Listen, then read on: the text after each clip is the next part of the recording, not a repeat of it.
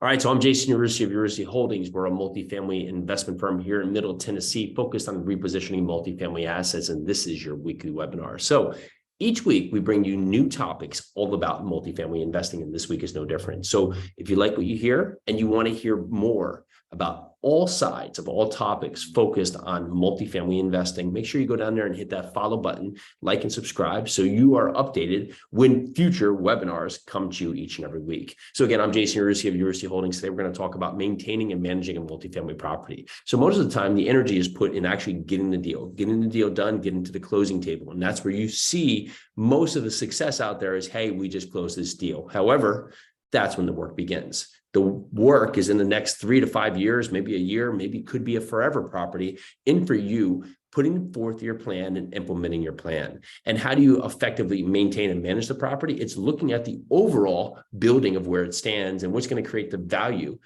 today that's going to give you the most worth later on to the future. Now, many times it's things you can't see, right? Ultimately, if the roofs need to be done or the windows need to be replaced or the plumbing, there's plumbing issues or there's electrical issues, sure, you could probably get through this property. However, on the back end, it's probably not going to gain you any more value at the sale, but it's definitely going to discount you at the sale. That next buyer is going to say, hey, listen, we have to do all these items that you did not do, and it's going to cost us X amount of dollars. We are going to ask you to discount that price. And for the overall look at a property and appeal of property and the functionality of property, it hurts you to not do these items. So most of the effect is, hey, what should we do inside these units today, right? What could we do to potentially create more curb appeal or go in there and renovate the units, right? Add LVP flooring, change up the paint color, change up the lighting, change up the cabinets, put in granite or quartz, right? How do we create the most value for the renters that are coming in? But the functionality of the property is where it's at, because maintaining an efficient and effective property is ultimately going to help you cost control on your expenses. If you are not replacing the windows here, many times the windows are not having any R value left. So ultimately your utilities are not functioning at high capacity. If you have breakers, right? So old Pacific breakers, or you have aluminum wiring, one may discount you. The insurance carrier may have notes here that it's going to cost you a higher premium on insurance, and the lender may force you to do some of these repairs. But also from a building functionality, it's also not creating a safe environment for your renter pool. If you're having old clay piping for plumbing, or you're having poly plumbing here where it can create future issues, these could be systemic issues here that could bring down the nature of your building. So looking at your building, where can you create value? Value that not only is going to create more revenue streams, more income streams, but how could you create more value in the overall condition of your property? So as you're effectively looking at your property today, you have to ask those questions, right? What are the big ticket items that we definitely want to tackle because it's going to make the property more efficient?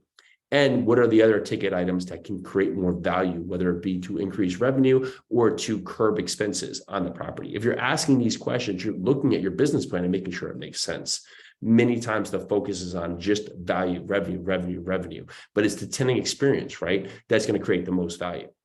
You could continue to renovate these units, but offer a poor building or poor living experience. And ultimately, regardless of your trade out and leases, you may turn a lot of tenants year on year out because they're just not being treated to live in the place that you're providing in a very well fashion. So looking at your overall tenant experience, looking at the overall benefit, how you maintain and manage this property, how you treat tenants, how you work on work orders, how effectively you tend to the tenant's needs is ultimately create an environment that either can make or break your apartment community. So if you are not getting the results you want today, you have to look at your operations and really look hard.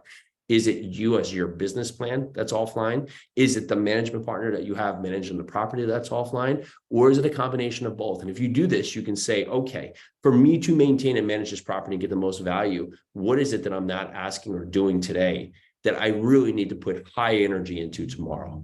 That can really make and break where your property is and get you the results that you want in the future.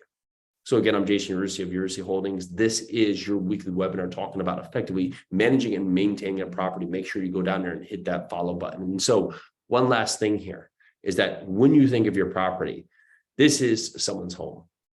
And if you're thinking of it just as a dollar sign, most of the time you're going to miss the mark because you will be treating it as just doing things that can hopefully get the most revenue stream. And although you may get more revenue, ideally the effects, some of the things that are hard to witness today, right? Not paying attention for how many turns you're making, how if you could keep a tenant for another year, right? By doing good things like answering our questions when the sink's leaking or the doorknob is replaced. It's hard to value that, but your cost to turn a unit and vacancy is your highest cost right there. And if you don't put into mind the plan to think about how you can forecast it in the future, you're ultimately not going to get the max value out of your property. All right, so that's this week's weekly webinar. Make sure you check in each and every week for each topic we have coming out, talking about all multifamily investing. I'm Jason Urisi, and that was your weekly webinar.